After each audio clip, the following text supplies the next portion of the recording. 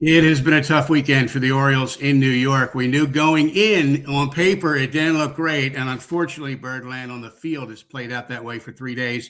Trey Gibson made certainly a credible debut. We're going to get into that a lot during this show, but the Orioles have lost again to the Yankees. It got away from Kittredge late, 11-3 they fall. And guys, they're really reeling here. This is not what they wanted. 15-19, it's a season low.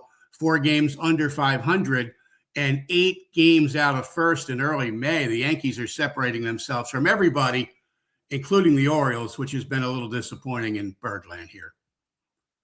Yeah, it's been a tough weekend for sure, like you said. And I think Ben McDonald kind of wrapped it up great on the broadcast, just kind of said the Yankees have been better in every phase of the game. And watching these first 3 games, there's no disputing that. I mean, they've been outpitched, out-hit, and outfielded for these 3 games, unfortunately, for the Orioles and for the fans. But, you got to go out tomorrow and you got to face one of the better pitchers and hopefully come out with a win and kind of salvage this 4-game series in New York. But like you said, it's been an ugly weekend, but you just got to keep going out there and you never know what can happen tomorrow. Yeah, it's been really, really tough watching the first 3 games of this series because, like you said, Brad, mentioning what Ben said, they've been outclassed by the Yankees so far through these first 3 games. And the first 2 games especially were very uncompetitive. This game, it got away from them late, but it was, a very winnable ball game through the first 7 innings or so. But unfortunately, it's just more of the broken record. A lot of situations where the defense self-inflicted mistakes, giving base runners an extra 90 feet. Errors were there, and the bats just not doing enough, and they had their chances. I think that's what was so frustrating about the game today, Steve, was the fact that Max Fried, he was far from his A game today, and the Orioles were making him work, and he was throwing a lot of pitches. The O's got the leadoff man on in 7 of the first 8 innings, but only had 3 runs to show for it. Yeah, let's go back to the 4th inning. Bases loaded, no outs. Bases loaded, I believe, still with 1 out. That was the inning to put the hammer down. They scored 2 runs to tie it, but that felt like a 4 or 5 run inning. They just can't get that double in the gap when they need it right now, no matter who's up, it seems like. And you're right, Tim. Max Fried was not nearly at his best today. He was there for the taking. He was begging the Orioles to take it from him, and they couldn't do it. So maybe that's a veteran, Brad, who finds some way when he's not at his best, but it just felt like the Orioles really had a chance in the 4th to put the hammer down. Yeah, I think you're right. I think it has more to do with Max Fried being an ace-type pitcher and kind of just limiting damage there. Like you said, it could have been a 4 or 5 inning run inning. Like we've seen some Oriole pitchers kind of get in that spot, and it seems to go the opposite direction where they give up the 4 or 5 run spot. But Max is a professional. He's been around a long time, and he's getting paid a lot of money to do this. And he got out of there with 2 runs and kept the game tied at that point. And I guess that's what they're paying him for, is to kind of just limit the damage and go out there and put up. I mean, he didn't have his A game at all today. At one point, I think he had thrown 20 changeups and thrown 18 for balls. He had 1 swing and miss and 1 foul ball or something like that. And when he's pitching like that, you just really got to take advantage of it. And they were close, but they weren't able to really, knock the door down and get runs there when they needed it in the middle of the game. This was a situation where the offense really needed to pick up Trey Gibson, who was making his first first outing in the bigs. And they were talking about it on the broadcast. He's the first Orioles starting pitcher to make their MLB debut in Yankee Stadium. So it just doesn't happen. And when Fried's off, the offense certainly has to pick it up. And we saw Craig Albertaz trot out a very different lineup today. It was all righties, 1 through 9. Gunnar Henderson was sitting for the first time all year, but they just weren't able to get the big hit. And we saw Jeremiah Jackson, who's played the role of hero a ton this season. He had a tough day, grounding into a couple of double plays. And you look back at some of the guys that they brought in, Tyler O'Neill, going back to last year, you're still waiting to see him get going. And we know injuries have been a big factor for him, but a big reason you brought him in was because he's a guy that can do damage against left-handed hitting, and he was hitless today. We mentioned the other day, it's a time for the stars to step up, and one of them has. It's Pete Alonso. who's had a pretty good series in New York. He's 4 for 10 with 2 homers and a double. But Gunnar didn't start today, just got a day off. 1 for 8 has fanned 4. Ward is 1 for 10. Adley's 0 for 12. So guys they've been counting on and who've been starting to really carry the mail here have not done it in New York. And again, they can't count on Tavares and Jeremiah Jackson to do it every day. Yeah, it makes it tough to win when the stars you're counting on to put up certain numbers just aren't just doing it together. And I know I mentioned earlier that where you kind of want a couple of them to carry the load and not all together, but when you go to New York and you know you're playing the Yankees that are the best team in the American League at this point, you're going to need those guys to step up. And that's Pete's done his job. And unfortunately, the other guys have had a tough series. And it's kind of where you're at. You lose 3 in a row and you don't have everybody kind of stepping up when they need to. And you just wish you had just a couple hits from those guys there to just kind of get things jump-started a little bit. And they just haven't been able to find their footing here so far in this Yankee series. Craig Albertaz, again, in his post-game interview, guys, very blunt about the team. And I like that, but it's got to translate into wins soon. He's acknowledging how dire it is. And he even said something like, we're either going to, like, I'm paraphrasing here, crawl up in the corner or we're going to rise up and do something about it and get this season back. And Tim, it's kind of too early for like panic but it's not for sense of urgency and where this team is at. We were saying it during the last episode, Steve. I firmly believe you're going to have a very good idea of how this season is going to turn out by the end of May, just because of the amount of games you're going against the AL East. And 17 games, they got another series against the Yankees, next week. So you're going to be tested. They've only faced 4 games so far heading into this series against teams with winning records. That steps up a lot when you face the Rays and the Yankees multiple times. And it kind of gets back to what we were saying, Brad. At a minimum, you got to be able to tread water. You got to be able to just stay in the mix. And I know that you used that quote the other day. If you can be around 500 by Memorial Day and then you can go on a run, this team has to find a way to tread water. And you get it. They're undermanned, but a lot of teams are dealing with injuries. You got to find a way.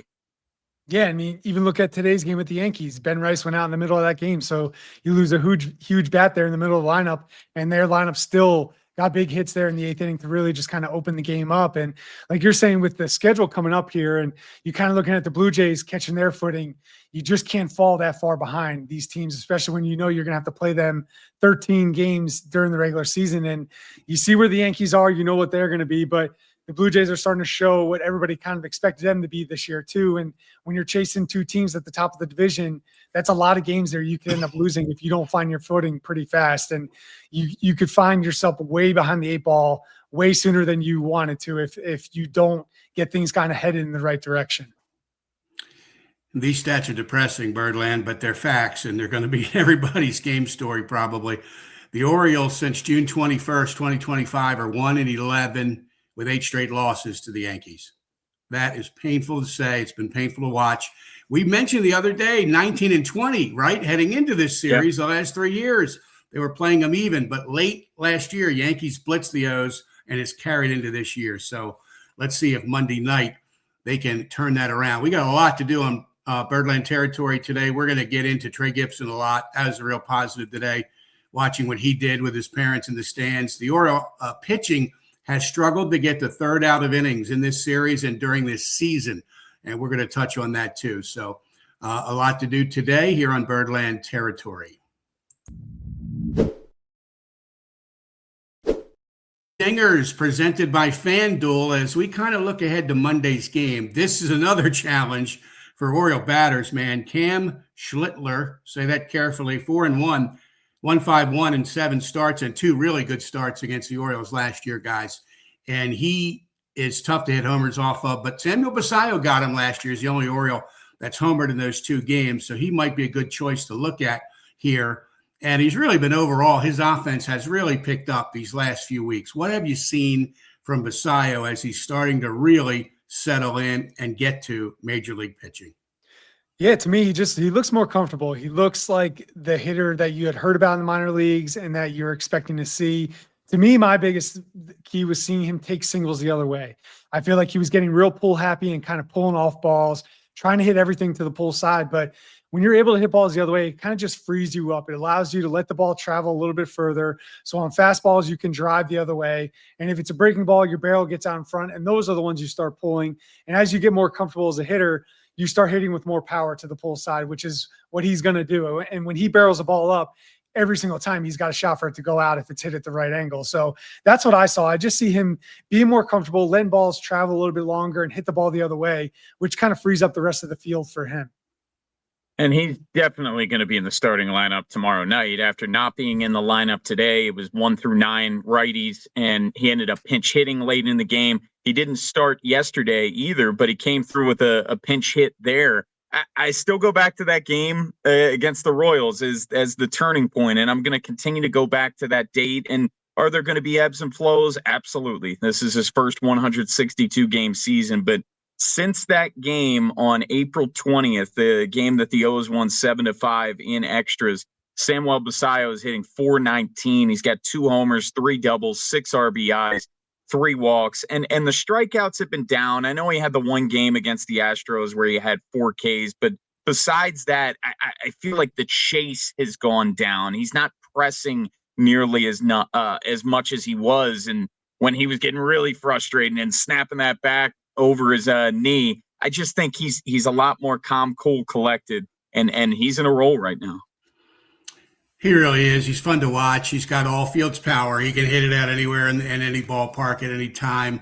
He's learning to hit the off speed. And as you said, Tim, he's cut down on the chase. Brad mentioned earlier, the Adley injury could have an unintended consequence of helping him get more regular at bats. He'd been playing a lot, but now he was playing almost every day. And so I think he's gotten into a groove here. It's going to be fun to see what the final numbers look like for this kid, man. If he really locks it in, could be something special. So Samuel Basallo is our Daily Dingers pick for Monday night when the O's play in the Bronx. Head over to FanDuel.com/podcast to opt in for Daily Dingers and make your free pick on who's hitting a homer. Play ball and swing for the fences on FanDuel, an official partner of Major League Baseball. No purchase necessary, opt-in required. Bonus issued as non-withdrawable profit boost tokens. Restrictions apply, including any token expiration and max wager amount. See terms at sportsbook.fanduel.com. Gambling problem? Call or text 1-800-GAMBLER. So I know the final line shows 3 runs for Trey Gibson in 4 2/3. He allowed 2 homers. One was, to me, a bandbox homer. Just got out of right field. One was a pitch he wishes he could have back, and Aaron Judge has done that to just about everybody. Overall, guys, Yankee Stadium, Orioles reeling, Major League debut in the Bronx. What do you say about Trey Gibson today? Yeah, I think it was a really good start for him. I mean, the fact that no Orioles starter has ever made his debut in Yankee Stadium and he goes out and gives the team a chance to win is all you really could ask for. And he almost got through the 5th inning there, which would have been really nice. And I thought that exchange he had with Albanese there at on the pitching mound was something you never see from somebody their first outing. But he was just saying he wanted Judge there, and you could tell he really wanted that last out to try to get through the 5th. But yeah, I thought overall he was great. I think it was just 2 bad pitches there, the 2 curveballs that he kind of hung in the zone. Besides that, I mean, his fastball was really good. He was getting ahead in counts. And I just think moving forward, they need to either rethink how he uses the curveball or what counts he uses it, because Ben was making a good point that they were kind of either seeing it pop out of his hand or there was something that the hitters were able to see, and I think that's what the 2 homers were on, was that curveball. But besides that, slider looked really good. Both his fastballs were working, and he's just going to get more comfortable, and that's what you want to see for a first outing there, was almost get through 5, get comfortable, and I mean, that's the biggest stage he's going to pitch on all year. So it was great to see, and I was happy for him. Making a debut is never easy, and it's something to remember for the rest of your life. And he went out there and really represented himself and his family and all of his friends that were in the stands with great pride. And that was great to see today. I'm with everything you just said, Brad. I think if you would have told Orioles fans, if you would have told Craig Albanese that Trey Gibson was going to give that type of outing and keep the team in the game, going opposite Max Fried, one of the better pitchers in all of baseball, and doing it on the road. And yes, Aaron Judge got him, Ben Rice got him, and those guys have hit a ton of home runs this year. They're going to hit a ton more home runs the rest of the year and do it to veterans, much less guys making their MLB debut. I thought if you're Gibson and Steve, I know you've covered him and his time in the minors and recently put out a piece for him. I thought he showed himself very well. The stage did not look too big for him. He's an impressive guy. I mean, I talked to him a ton last year. And so at my age, I still get excited to see these kids walk into the Birdland clubhouse and make their major league debut and have major league success. It's so fun to see. I think it's exciting for all fans, and not all of them get to talk to these kids as I do. So Trey Gibson is cerebral. He wants to get better. He's taken everything to heart. He's done some unique stuff. He didn't throw a two-seamer until last year. Now it's his primary fastball. The death ball, they call it, a gyro slider that doesn't go across but goes down almost like a split. That's a great pitch for him. He added a cutter really this year. And he did something that was very unique this winter. He told me in a podcast we taped in March. And this was the Orioles' suggestion. He threw, as he called it, a higher volume this winter, not of like bullpen quality pitches, catch play. Higher volume of throws at lower intensity. He said he'd never done that before, and that it was another way to kind of build up. And he gets to the first spring training game, he throws 3 innings, and we're like, whoa, 3 innings on the first day? But he said that's because of the buildup. He said his body felt great. And other Oriole pitchers, I've been told, on the farm have done this buildup, and maybe even some of the major league guys. So it sounds like a tweak they've made.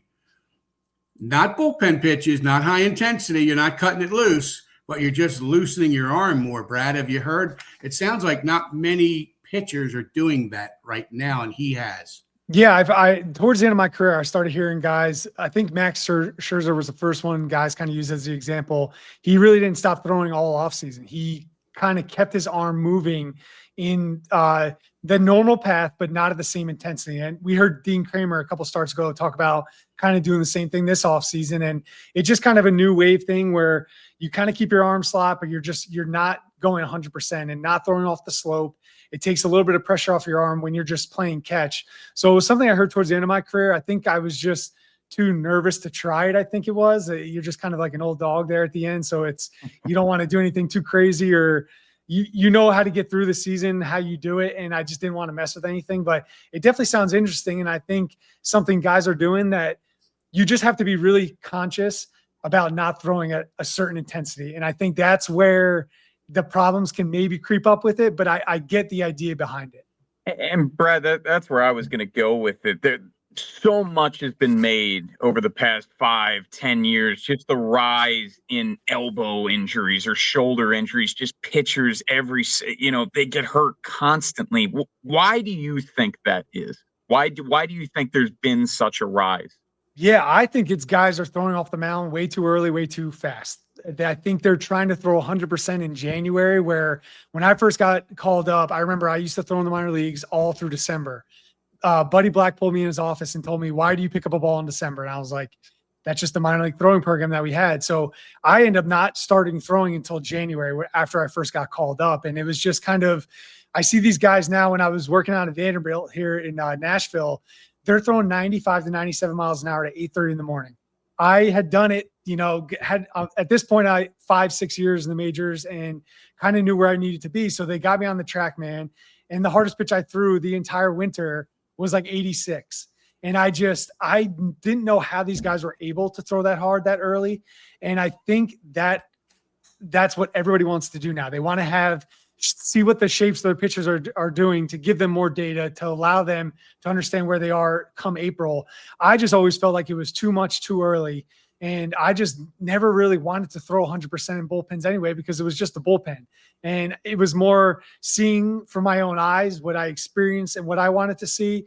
But now they're throwing for data. So if you're not throwing 95 early in January, it's kind of a wasted bullpen, I think, is like kind of the idea behind it.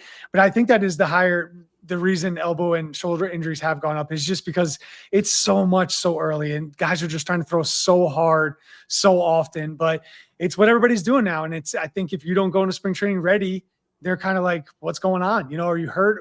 What did you do this off season? So I just think it's kind of maybe it's a trickle down from the front office. Maybe it's guys hearing what other guys are doing. And it's like, well, I kind of want to do that too. So I really don't know what's causing everybody to do it, but that was what I was hearing a majority of the guys doing by the time I was done playing.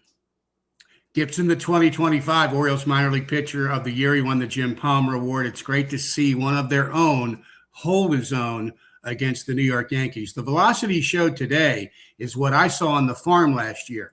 But on the farm this year, because we can find the data via StatCast, he's been averaging 93 on his fastball. Today, it was 95.5. He had a couple pitches touch 97, essentially just a touch below. That's what they saw last year. He's not a flamethrower like one of these guys who's going to live 98. You're not going to see it very often. But that was good velocity. I don't know if he's pumped up or what, but the velo was better than it was seen at AAA this year. Yeah, and I've always heard the term, there's like a kind of a running joke, not really, but just a term they use for the third deck. You know, when you got the third deck, you find out who can handle and who can. And it's kind of, a lot of times it was with the outfielders. They said like if they got nervous because that third deck, it was tougher to see balls. But I always threw harder in the major leagues than I did in AAA. So I kind of understood it. It was just, there's just more juice. There's more adrenaline. Like Norfolk's a great place to play, but Canyon Yards is way better. Yankee Stadium is way better. So there's just a lot more excitement, and it's easier to get up for those games than I always felt like it was in the minor league. So hopefully it's a good thing. Hopefully it's here to stay. And this is the velocity you see from him. Cause I mean, like you said, he's not a flamethrower, but I mean, 95 to 97 is going to play. And anytime you can get an extra mile per hour here or there, it makes for a worse swing. And Steve, I'm kind of curious, is this a one and done? Does he stay in the starting rotation? There's just so many injuries going on right now. And the news broke Friday, Ryan Helsley on the IL due to elbow soreness, but Craig Albertaz said that the MRI looks fine. But we know that Rogers is still going to be out a little bit more with the flu, and Eflin and Kramer, they're out. Maybe the door's open for more than just a spot start for Trey Gibson. I say it is. And I think Albertaz pretty much said that without 100% committing to another start right now. I think the Orioles, when they reconvene, are going to say, let's give this kid a couple more until we get Rogers back, and then let's see where we are then. And then maybe he pitches, he doesn't ever go back. Who knows? But he's shown the poise, the composure, and the stuff to succeed in the major leagues. So I want to see more of Trey Gibson. I'm really excited for him. And was so cool to see his parents today. What a weird spot. At the end of the game, they're smiling, taking pictures. But come on, you have one debut. The team lost. There's another day tomorrow. You can't all mope every day. You got to let this kid have his moment, right? No, and I was talking to Brad prior to you getting on, Steve. Just Brad, quick, what went through your debut, and just were you able to have friends and family there? Like it was a really cool story. Yeah, I was in Tacoma, Washington, and they called down like the fifth inning of a game. I was closing in AAA, and the manager was just like, hey, if your spot comes up, we're not going to use you tonight. They might need you in LA tomorrow. So I'm going through the whole game. My spot comes up. I don't pitch. And I'm like, all right, I'm going to get the word when I get in the clubhouse. And the manager just goes, we don't know yet. I'll let you know as soon as possible. But I didn't find out till midnight. We had a 12 o'clock start in LA the next day. So I'm on the first flight out of Seattle. And I was telling Tim before the game, I think it was actually better I was sleep deprived, because you just don't have time to think. It was just kind of, I was tired. You're excited. So the adrenaline gets you through it. But made my debut in LA, and I come to the mound, and Orlando Hudson's playing second base. He grabs my heart and he's just like, young buck, your heart beats like pounding through your chest. How you gonna be able to pitch? And I'm like, who am I looking at? Am I looking at the manager? Am I looking at like what's going on here? I'm like, that's not what I expected when I got to the mound, but it was a cool memory to have, and went out and had a good outing. First strikeout, Matt Kemp, and ended up having 3 strikeouts in my second inning of work. And it was a memorable moment. Like you said, we had a long drive back from LA to San Diego. My phone was dead at that point because everybody had been blowing me up all day. So it was just a nice time to kind of just relax and really think about it. And it's really about the journey that like gets you to that point that makes it so exciting. So like you're saying, Steve, like everyone might not be happy of seeing him smiling and with his family on the field, but you get one debut, and this kid made it at Yankee Stadium with his parents in the stands. you're never going to get a moment like that again in the rest of your life. Even if you pitch for 25 years, you will still have that first game you had. So I was really happy to see him get to enjoy it and take the pictures and have fun. And the attitudes have kind of changed with the older guys. I think they kind of let you enjoy it. When I was first there, it was kind of like, keep your head down, don't show a smile, just go about your business. But I think it's really cool they let these kids go out there and enjoy it. They put the MLB debut patch on their jerseys so that they have this commemorative jersey for the rest of their career and life. And it's just really cool to see. And it really brings me back to think about my first outing. Yeah, we're going to be talking more about this kid, I got a feeling. Not drafted in 2023, signed after the draft. Look at his Cape Cod League stats. They were terrible. Some Oriole scouts saw something to like, and they signed him. His Cape Cod League stats that summer, terrible. Orioles signed him undrafted. He told me he didn't have many offers. There were not teams pursuing him. The Orioles did, and he pitched in the big leagues today. We got a few more minutes to go on this show. Stay with us on Birdland Territory. Big Bad Morning Show. Vinny and Haney. Inside Access. Live on YouTube weekdays 6 till 6. Search Baltimore 105.7 The Fan. Subscribe for daily shorts right to your phone and never miss what you missed. 105.7 The Fan. Tough weekend in the Bronx. And Tim, one thing that hurt the Orioles this weekend, it's been a theme this year at times, 2-out offense for the opponents. Yeah, and in particular against the starting pitching. And you saw it with Cade Povich. You saw it with Kyle Bradish. They both gave up 5 earned runs, and in both of their starts, 4 of those 5 earned runs occurred with 2 outs. So I just got thinking this morning, like, hey, I wonder what their numbers are as a whole when they're at 2 outs. And this was heading into the game. The Orioles starting pitchers, they've given up the most runs with 2 outs this season, 48 runs. Most hits with 70, most doubles with 21, tied for the second most homers with 9. Batters are hitting .321 with 2 outs against Orioles starting pitchers. That's hard to comprehend. .541 slug. The next closest team is the Rangers with a .487 slug. And just for numbers for the bullpen, they've given up the 9th most runs with 2 outs with 27. So this is definitely an issue for this ball club, and it's very deflating because I'd love to have the numbers in front of me in terms of the true shutdown innings, in terms of scoring a run prior and then that shutdown, what follows. It feels like there hasn't been enough of those instances, Brad, and that's just, it's such a momentum killer, and it's such a punch to the gut. I mean, I'm just thinking of it from the pitcher's perspective, where you're this close to getting out of the inning unscathed, and then you give up a couple earned runs, and it really messes up your start. Yeah, it was like watching these games. I actually was thinking about this before we brought up the stats, and then when you said the stats, I was kind of like, man, I thought it was not great, but the stats are staggeringly not great at this point, and it's the difference between wins and losses. And I think it's why they are where they're at right now. It's always about getting that last strike and that last out. And that's what makes baseball such a great game, because you have to get 27 outs. There's no kneeling it. There's no running out the clock. You got to get that final strike or that final out. And even in innings, you got to get that final strike and final out to kind of get you back in the dugout to give your offense a chance. And I think it might be what has been the missing piece for this season to this point. We've been on the show talking about that. It's like they're so close, and we're right. They are so close, but it's that last out of these innings that really have just been killing them on the defensive side of things, and just kind of getting them behind the 8 ball. And then you really got to get the offense. And I think it's just kind of leading to the struggles and all the other places that they've had so far this season. So yeah, seeing those stats was kind of disheartening at this point of the season, because you just don't think they're that bad, but you got to get that final strike and that final out. And they always say it's the toughest one to get, but I just didn't think it was where it is at this point. And you got to think the team has obviously got the stats we have. Yeah. And so their meeting of the minds is probably saying, what is this, scouting? Is this some of our sequencing? Can we pinpoint? It's hard to think what you could pinpoint that would be that issue. Well, yeah, and like Go ahead, Tim. Go ahead. No, I was going to say the other thing real quick, Brad. I looked up, and this isn't a huge surprise either, because it feels like we've had multiple of these episodes talking about not just with 2 outs, but with 2 strikes, they have batters down. And the Orioles have given up as a team the second highest batting average against them when the batter has 2 strikes. So it's doubling down on that. Like, you're so close to getting that out. You're so close to getting out of the inning, and it just bites you in the butt.